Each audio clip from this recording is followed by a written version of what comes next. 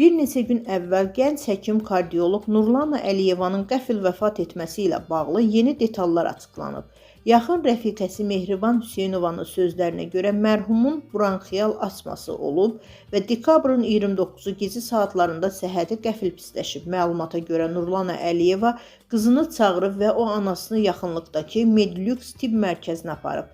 Lakin ailə üzvlərinin iddiasına əsasən klinika tərəfindən qəbul edilməyib və kliniki tibbi mərkəzə yönləndirilib. Bu hadisə insanlar tərəfindən birmənalı qarşılanmayıb və müəyyən suallar yaradıb.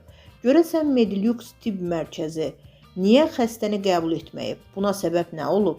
Məsələ ilə bağlı Konkretazın sorğusuna cavab olaraq Medlüks klinikasından bildirilib ki, pasiyentin qəbul edilməməsi ilə bağlı yayılan məlumatlar həqiqətə uyğun deyil.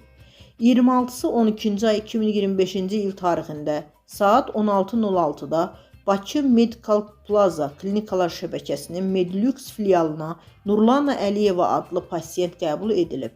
Pasiyenti klinikaya özünü pasiyentin qızı kimi təqdim edən Əliyeva Fidan adlı şəxs gətirib və məlumat verib ki, Nurlana Əliyeva sirkə turşusu içib.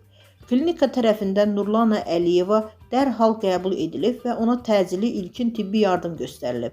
Aparılan ilkin tibbi qiymətləndirmə nəticəsində pasiyentə uksusdan zəhərlənmə diaqnozu qoyulub.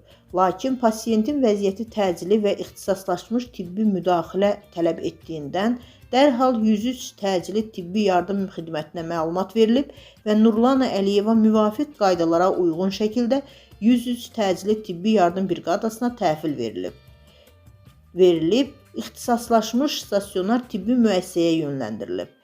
Bakı Medical Plaza klinikalar şəbəkəsinin Medlüks filialı olaraq bildiririk ki, pasiyentin klinikaya qəbul edilməməsi ilə bağlı səsləndirilən iddialar həqiqəti əks etdirmir. Nurlana Əliyeva qeyd edilən tarixdə dərhal klinika tərəfindən qəbul edilib və lazımi ilkin tibbi yardım göstərilərək aidiyyatı üzrə istiqamətləndirilib.